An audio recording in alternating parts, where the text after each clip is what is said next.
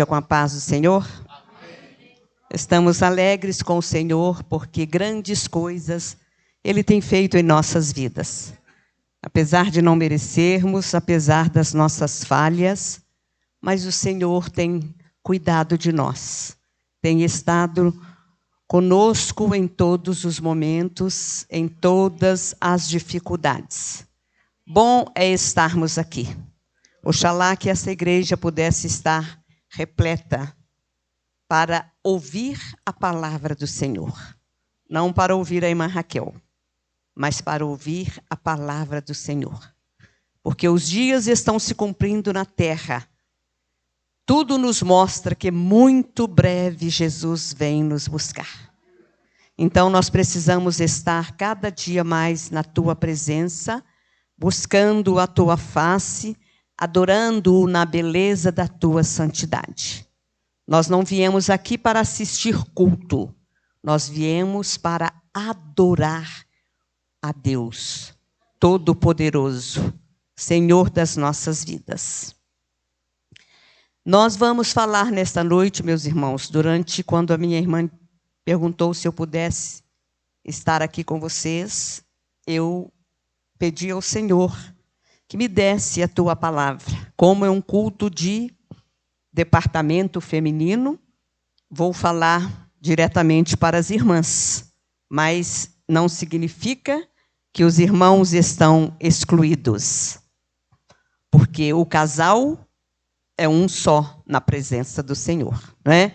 E aqueles que ainda não são casais, que se preparem, porque isto é um mandamento de Deus, sermos verdadeiros casais, uma só carne. E para a nossa meditação, nós vamos tomar a epístola do apóstolo Paulo a Tito, no capítulo 2, vamos ler os versículos 3, 4 e 5. Todos acharam?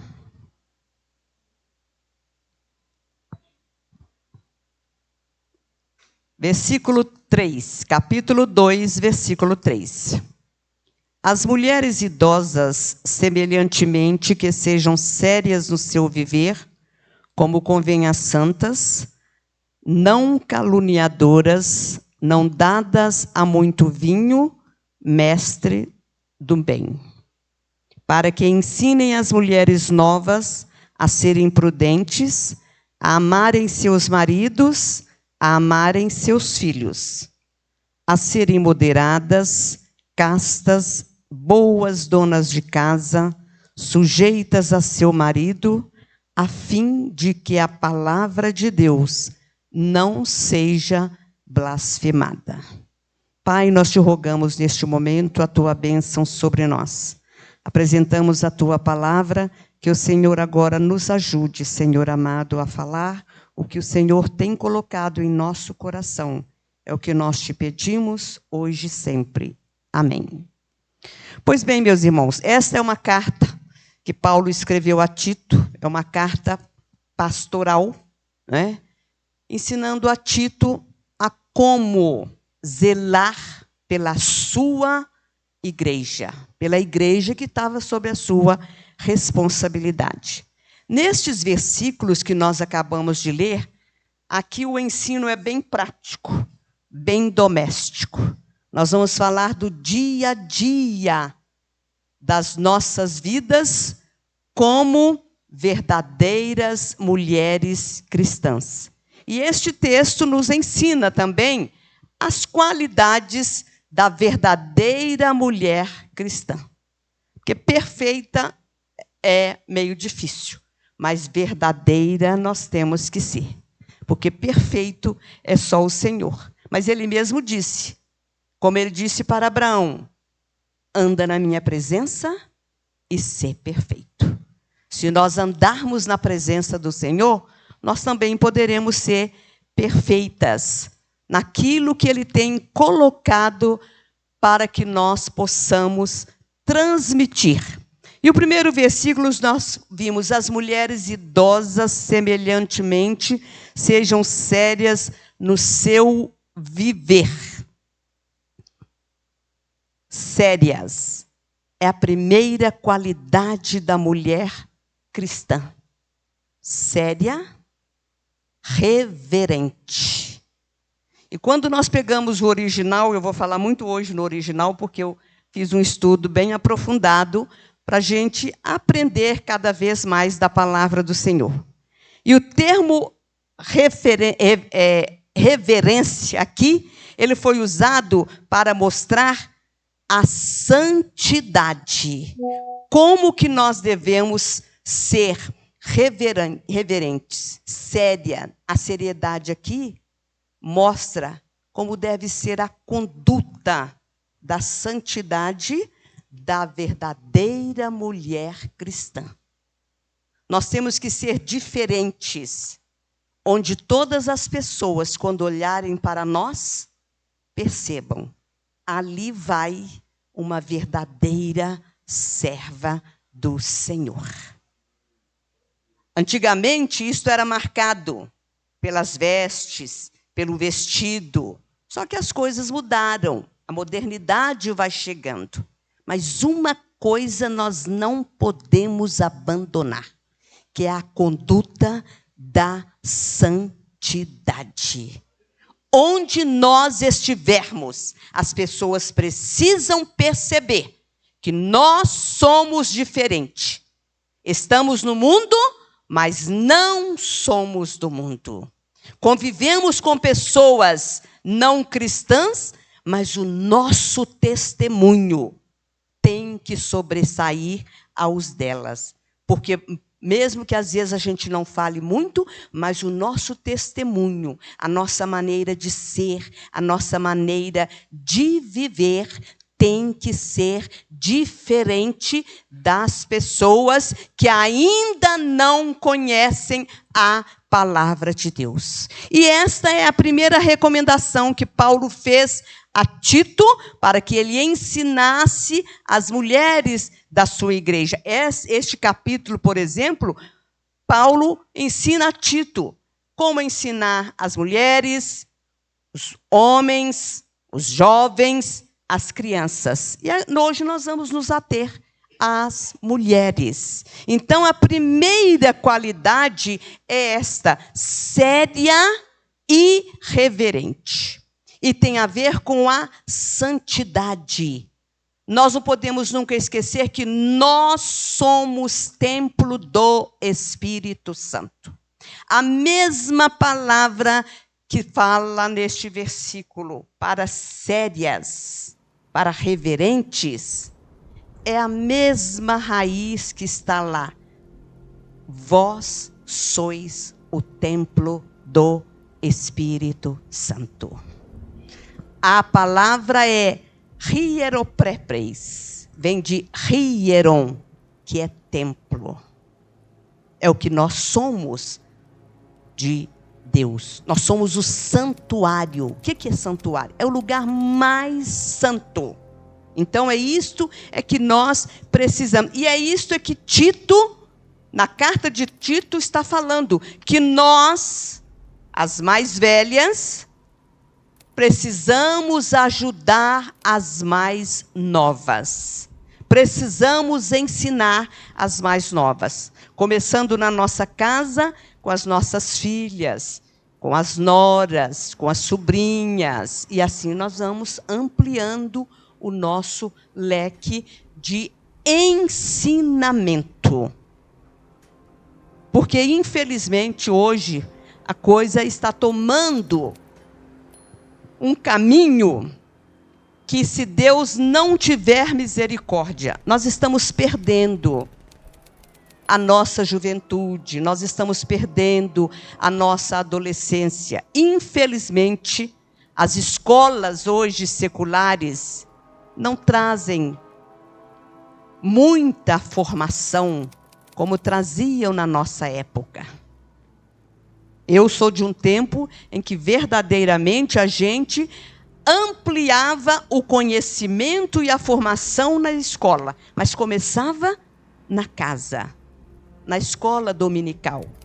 Eu sou de uma família que fui criada no Evangelho, então, graças a Deus, nós tínhamos esta prática do ensinamento doméstico. E é isto que Tito está falando na sua carta, que nós precisamos ensinar as mulheres mais velhas que entendem a palavra de Deus e que manejem corretamente a palavra. O que é manejar corretamente? É trabalhar o que está na palavra. Não é inventar, não é achar subterfúgios, é verdadeiramente ensinar o que a palavra de Deus quer que nós ensinamos. Então, as irmãs mais velhas, nós temos esta responsabilidade. E precisamos de trabalhar de forma que as crianças, as meninas, depois as adolescentes, as jovens, vão crescendo com seriedade na casa do Senhor. E preste atenção, a seriedade aqui não é ser carrancuda, não é ser sisuda, não. É saber o que está fazendo. É discernir o certo do errado. É ser como a palavra de Deus ensina.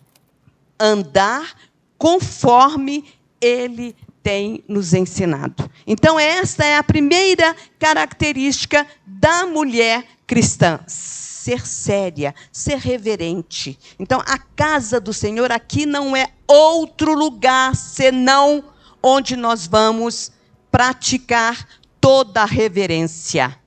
Não ao pastor, não ao dirigente do culto, mas a Deus. Porque toda honra e toda glória seja dada a Ele, que é o dono de todas as coisas. A segunda característica que o texto fala, não caluniadoras. E interessante, irmãos, que lá no texto o original, o mesmo texto, a mesma palavra que ele usa para diabo, que é caluniador, diabolos, é o mesmo termo que ele usa quando está se falando que a verdadeira mulher cristã não pode ser caluniadora. Isso significa que ela não pode ser dada a conversas errôneas, a fofocas. A gente nunca deve falar o que realmente nós não sabemos, o que realmente não é verdade. E hoje, infelizmente, com o avanço da tecnologia, as pessoas ficam passando, para frente mensagens e mensagens, sem antes verificar se aquilo ali realmente é verdadeiro.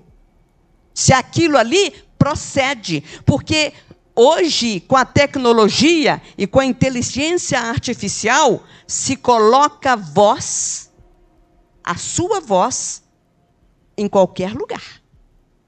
Basta pegar a sua voz no aparelho e aí coloca você falando coisas que não foi você que disse.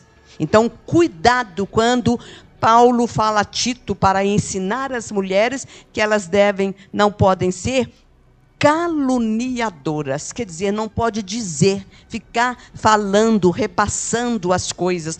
Antes da gente repassar, se vem alguém te contar alguma coisa, verifica se aquilo procede. E não vai levando para frente, não. Vai a quem de direito, irmãs. Então, isso que nós precisamos de fazer. Uma mulher verdadeira, uma cristã piedosa, ela não pode ser dada a esta qualidade de levar a calúnia. Porque assim, vai passando, um vai contando, outro vai contando, quando chega realmente lá na pessoa, a coisa já está completamente deturpada. Se eu falar uma mensagem com essa primeira irmã aqui no banco e mandar ela repetindo, quando chegar lá na última, ela já teve vários acréscimos. Então, isso é que Tito está nos mostrando aqui, neste versículo. Então, não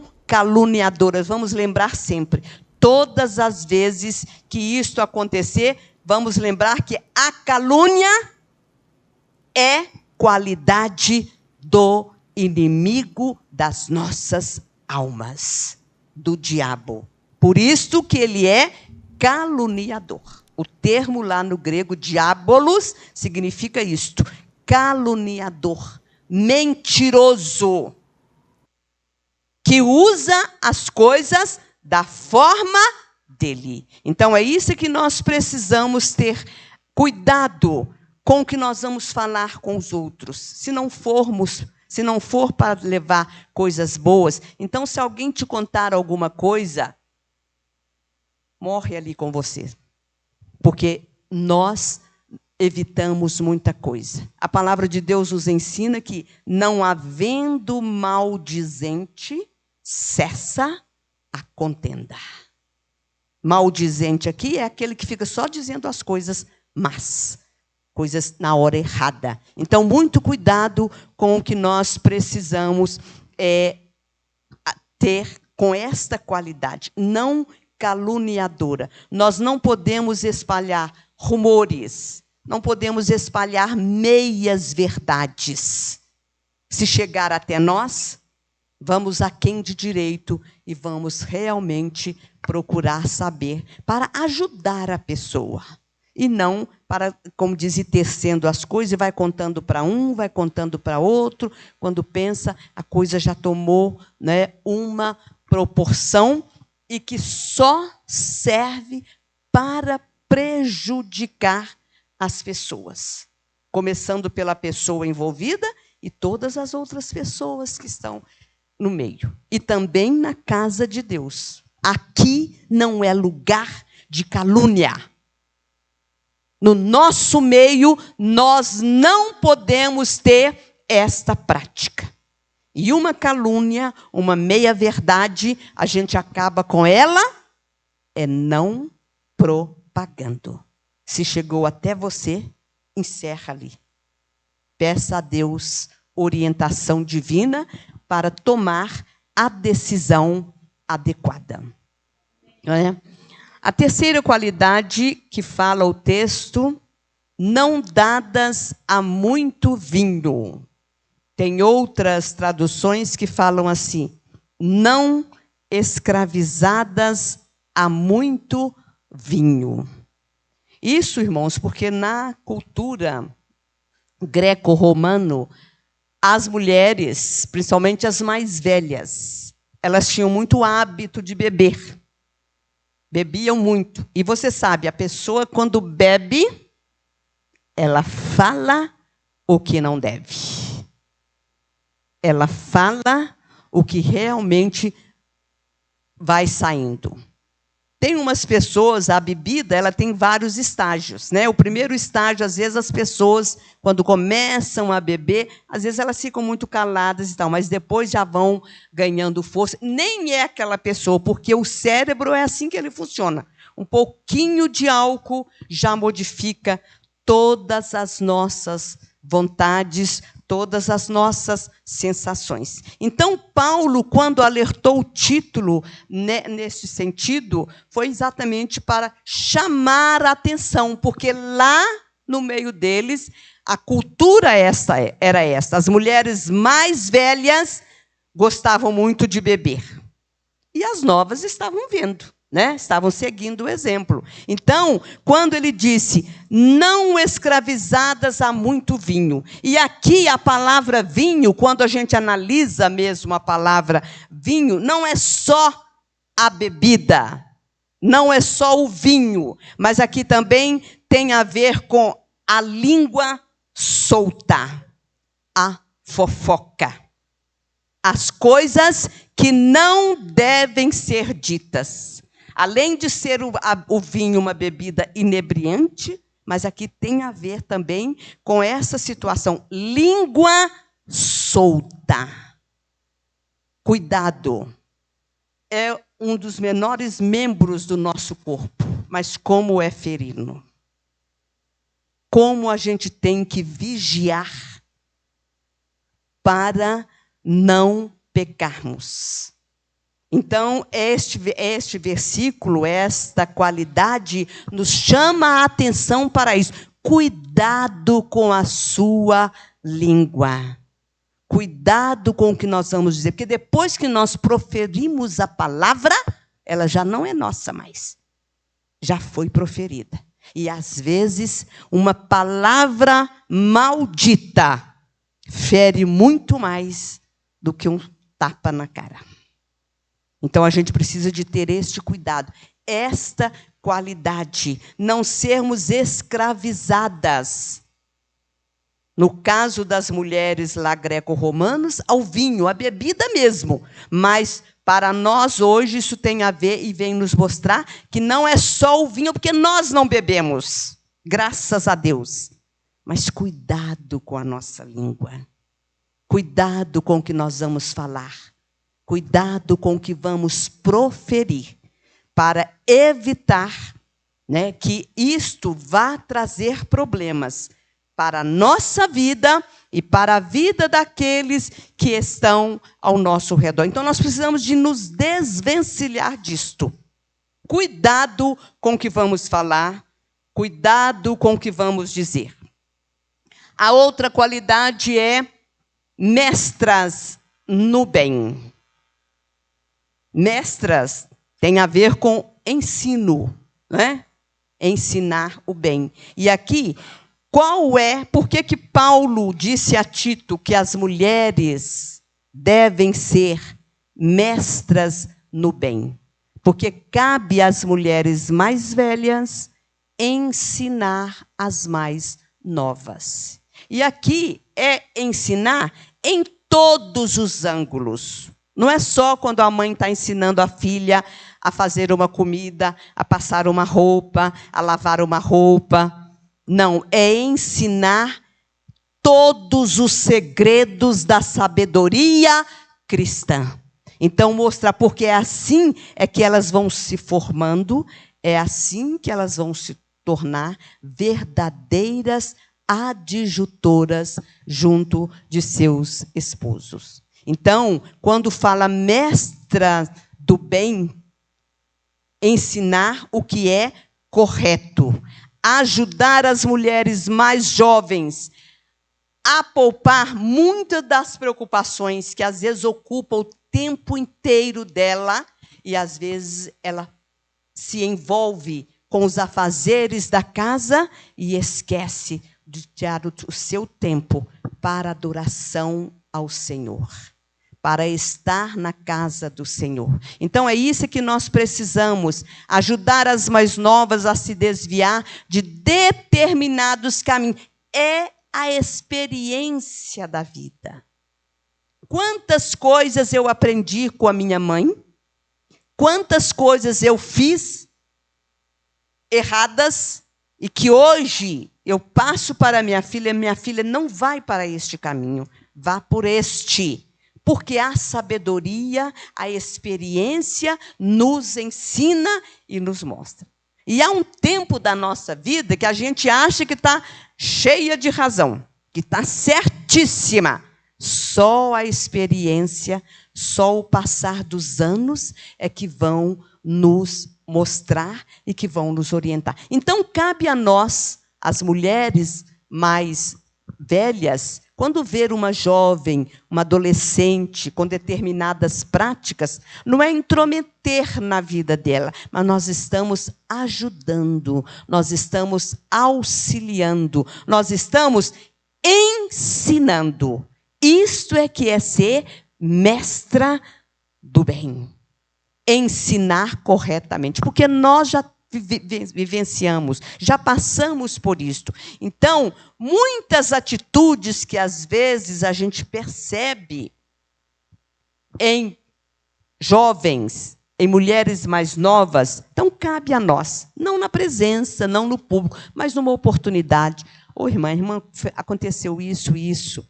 Eu acho que se a irmã fizer desta forma, vai ficar mais fácil para a senhora. Isto é que é ser mestra do bem, orientar, ajudar. Quantas as vezes um exemplo de uma irmã, uma ajuda dela, nos ajuda a resolver vários problemas. Então, isso que nós precisamos, as mais velhas, ajudar as mais novas, orientando a elas a tomar determinados caminhos e atitudes que nós experimentamos que foi bom nas nossas vidas e que pode ser melhor ainda, porque já foi experimentado. Este é o valor da experiência, é o valor da sabedoria. Porque a gente não pode nunca querer fazer as coisas da nossa cabeça, porque quando dois pensam juntos, é muito mais fácil. A gente consegue encontrar a melhor solução do que se a gente agir pela nossa própria vontade, pela nossa própria cabeça. Então, as mulheres mestras do bem podem até ajudar muitas jovens, muitas mulheres a evitar pecados no relacionamento com o esposo, no relacionamento com os filhos, no relacionamento com a sogra, com os pais. Isto é muito importante. E como nós estamos precisando disto nestes últimos dias.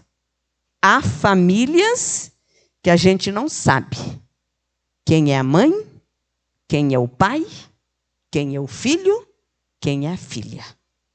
As coisas estão tomando um rumo. E não precisamos de ir lá fora, não. No nosso meio mesmo. Então, por isso é que nós, com a orientação do Espírito Santo, precisamos ajudar as mais novas a orientá-las como filhas, como noras, sogras, esposas. Isto é da nossa responsabilidade. Isto é que é ser mestra do bem.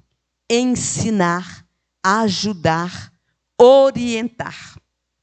No lugar certo, na hora certa, para que as pessoas possam ter uma vida pura, santa, com seriedade, com reverência na presença do Senhor.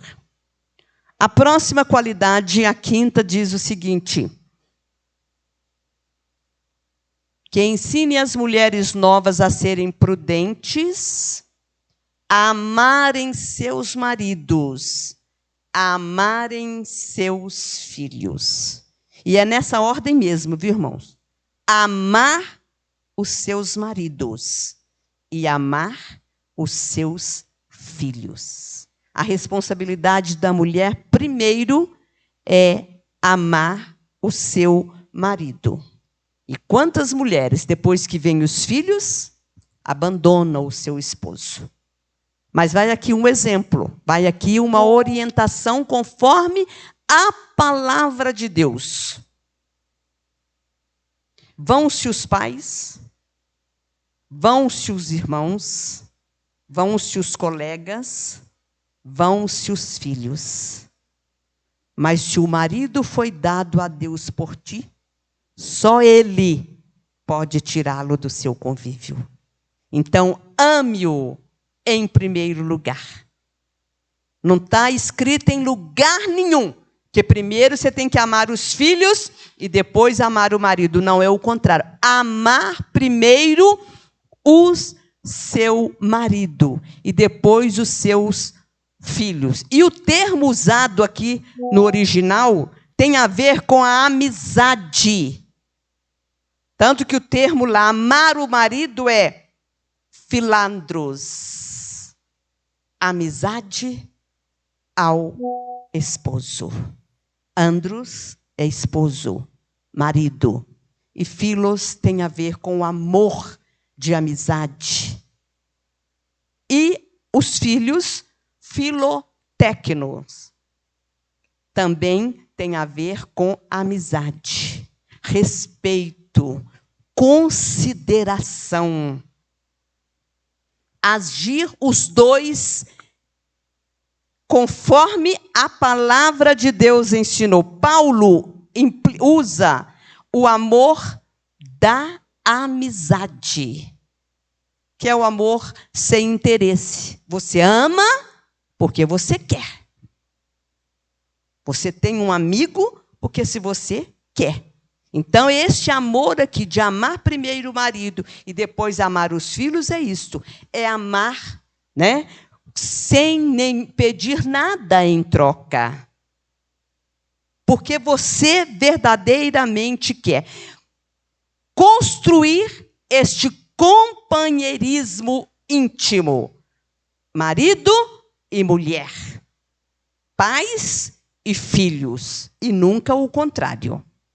Então, por isso que Paulo diz aqui, a verdadeira mulher cristã, ela ama primeiro o seu marido e depois os seus filhos. O amor ao marido aqui tem a ver com todo o seu relacionamento. Como é que está o seu relacionamento com o seu esposo? Pensa nele, você pensa nele em todos os momentos, em todas as horas. Como é que está a comunhão entre vocês? Vocês têm que construir um relacionamento, porque os filhos crescem e vão embora. Depois vem de vez em quando para visitar. Mas o marido fica ali junto com a esposa. Então, eles têm que construir. E isso se constrói dia após dia. Não é da noite por dia. A gente, quando casa com uma pessoa que, por mais que você o conheça, muitas coisas vão aparecer nessa convivência. Eu tenho 46 anos de casada. Até hoje, o meu marido me surpreende com determinadas atitudes e ações. Então, isto é que é construir este convívio, este relacionamento. E quantas coisas que eu ainda não conheço dele.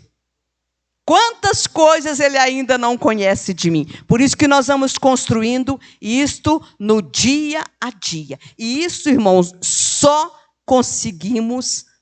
vamos conseguir com o amor, com o respeito, né? Com esta comunhão, com esta convivência. E no caso dos filhos, a mãe e o pai devem amar os seus filhos. E, às vezes, no mundo de hoje, está tão difícil, né? Porque os filhos, hoje, a maioria, aqui não acontece isso, não. Mas, na grande maioria das famílias, os filhos não querem saber de respeitar os seus pais. Então, isso é doloroso para um pai e para uma mãe. Mas, mesmo que isto ocorra, a mãe e o pai não pode deixar de amar os seus filhos, ajudá-los, orientá-los. Porque lá na frente, às vezes, aqui no convívio, a gente, às vezes, ainda não colhe os frutos. Mas lá na frente, isto vai servir para ajudá-los. Então, a desobediência dos filhos não pode ser empecilho de nós não amarmos. Nós precisamos descobrir por que está acontecendo isso. E nós não podemos esquecer nunca. O filho mais desobediente é o que mais precisa de nós. Tem alguma coisa que não está encaixando bem, que não está dando certo. Então vamos descobrir. Às vezes a desobediência dele está querendo nos chamar a atenção por alguma coisa que está passando despercebido por nós. Mas que Deus tenha misericórdia de nós, né? E que nós, para cumprirmos esta qualidade, que nós tenhamos em nosso coração o que está escrito lá no livro de 1 Coríntios, capítulo 13, e o versículo 4 e 7. O amor é benigno. Nós temos que viver aquilo que está escrito ali, para nos ajudar, para nos orientar, para que nós possamos amar bem ao nosso esposo e amar os nossos filhos, sem trocar a ordem. É muito importante isto. Quando Paulo disse isso a Tito, foi exatamente porque era comum na cultura deles, lá naquela igreja, era comum as mulheres não amarem os seus maridos, não respeitarem. Era muito comum. Né? Como nós já vimos que elas eram dadas ao vinho, também elas tinham essa atitude. E elas desfaziam dos maridos em qualquer lugar, né? Falavam mal deles em qualquer lugar. Nós não podemos. Eu posso até falar mal do meu marido com ele, mas nunca com outra pessoa. Então, isso é que é amar o seu marido. Nós podemos até falar, chamar a atenção dos nossos filhos, mostrar a eles o que eles estão errados, mas nunca falar dos nossos filhos para outras pessoas. Procurar sempre fazer o bem, porque assim nós vamos cortando todas as dificuldades e todos os problemas. Não é passar a mão na cabeça, mas se está errado, escolha o lugar certo e chame a atenção. Mas nunca na presença. Só que nessa cultura delas, elas falavam mal dos seus esposos, tinham atitudes erradas, agiam da maneira que elas achavam que era correto. Mas nós hoje estamos aqui aprendendo que para sermos verdadeiras mulheres cristãs, nós precisamos seguir estas qualidades. Às vezes, se a gente olhar só para nós, não vai ser fácil mesmo, não. Porque não é fácil lidar, né, com a desobediência dos filhos. Não é fácil lidar, às vezes, com certas atitudes do esposo, mas é entre você e ele. É entre você e seus filhos. Então, por isso é que vem nos chamando a atenção de como nós devemos amar os nossos filhos e amar o nosso esposo. É a qualidade que também a mulher cristã deve seguir. A outra qualidade é sensata. A mulher cristã precisa ser sensata. E isso tem a ver com seu controle racional, seus impulsos e suas paixões. Né? Sensatez.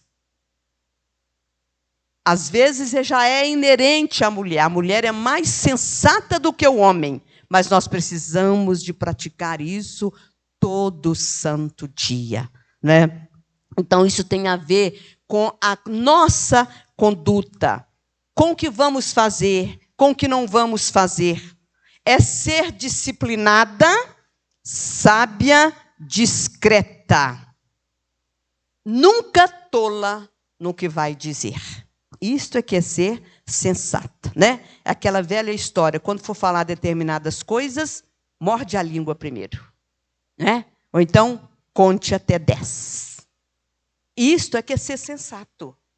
Isto é que é praticar a sabedoria diuturnamente. Então, evitar de falar as coisas de qualquer jeito. Né?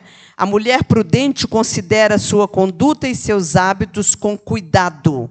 Dia após dia, examina-se para saber se está vivendo conforme as Escrituras. Então, a nossa atitude, a nossa sensatez tem a ver, né, com a prática da sabedoria. Ser sábia, mostrar que você realmente aprendeu, que você está no caminho certo, fazendo o que deve ser feito. Cuidado com determinadas atitudes, com determinadas ações que vão trazer problemas para nós em outra situação. Então, isso é que é ser sensata, né? A outra atitude que fala é também as mulheres devem ser honestas. Uma definição restrita pode ser a de que devemos ser comedidas. E por que Paulo falou isso com Tito? Na cultura, nós voltamos de novo lá para a cultura. Na cultura greco-romana, o povo gostava muito de comer e beber. E nessa hora, como diz, eles perdiam toda a linha. Né? Então, é ser aqui, Paulo está nos chamando a atenção de como nós devemos ser moderadas. Honesto aqui tem que ver com moderação. No vestir, no falar, no comer, no estar junto com outras pessoas. Né? Então, isso aqui está nos chamando a atenção para que nós precisamos ser moderadas. Em todas, até no corrigir os filhos, nós precisamos de ser moderadas. Saber como é que nós vamos chamar a atenção, sem gritaria, né? Sem muita desordem. Tem mãe que às vezes vai chamar a atenção dos filhos, ela fala tanto palavrão, tantas coisas erradas. Isso tinha a ver aqui com essas mulheres. Mas as mulheres santas, elas precisam ser moderadas, para que o cumprimento da palavra da sabedoria seja constante na sua vida. E nós sabemos que a palavra branda é muito mais fácil e resolve muito mais problema do que quando alguém está falando alto, quando está gritando. Observem para vocês verem. Quando a gente está falando alguma coisa e que o povo começa a conversar, se você abaixar a voz, eles também vão à tendência. Mas se você grita, a tendência é eles gritarem. Eu falava isso muito com as professoras quando eu visitava as escolas. Não adianta vocês gritarem com esses meninos. Os meninos vêm depois do recreio, brincaram, gritaram lá, até que eles acalmem novamente para começar a aula no segundo turno. Não adianta ficar gritando. Porque quanto mais alto a professora falava, mais alto os alunos falavam também. Assim somos nós, com os nossos filhos, com quem nós estivermos ensinando. Não é? Então, vamos fazer com moderação, com sensatez. Porque, senão, nós vamos trazer mais problemas e mais dificuldades. Então, a honestidade, neste caso aqui, algumas traduções falam, outras falam em sensatez, moderadas, é a mesma coisa. Então, é ter prudência no que você vai falar, no que você vai fazer, como você vai vestir, como você vai cantar, como você vai comer, em todas as fases das nossas vidas. Então, é outra qualidade da mulher cristã. Depois, a outra, boas dona de casa. Aqui vai um lembrete, né? É que o dever é primeiro para a sua casa e para a sua família. Ninguém é obrigado a criar família, mas se você se propôs a isto, então a responsabilidade vai aumentar. Vai ter, não é, mais responsabilidade, que agora a responsabilidade é sua, com seu marido, com seus filhos e com a sua casa. E isso aqui não está proibindo que a mulher não possa trabalhar fora. Não, ela pode, não tem o menor problema. Na Bíblia nós não achamos lugar nenhum que a mulher não pode. Mas ela tem que saber que ela está trazendo para si mais uma responsabilidade. Porque por ela trabalhar fora, ela está isenta de resolver os problemas da sua casa? Não.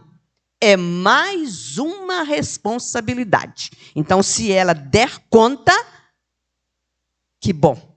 Mas se ela não der, a prioridade tem que ser a sua família, tem que ser a sua casa. Então, não adianta você trabalhar fora, ajudar o seu marido a trazer o sustento, mas deixar os filhos de qualquer jeito. Porque lá na frente, isso vai ser requerido de cada um de nós. Então, nós temos aqui, quando fala boas donas de casa, é neste sentido, que nós precisamos cuidar bem da nossa casa, da nossa família, do nosso esposo. Se dermos conta de fazer isso com outras atividades, bom para nós. Mas, se não, não podemos deixar a prioridade, que é a família, que são os nossos filhos, que é o nosso esposo. Então, isto é que é ser boa dona de casa. Não é entregar a sua responsabilidade para outras pessoas. A educação dos filhos é responsabilidade dos pais. Não é responsabilidade dos avós, não é responsabilidade da igreja, não é responsabilidade do Estado.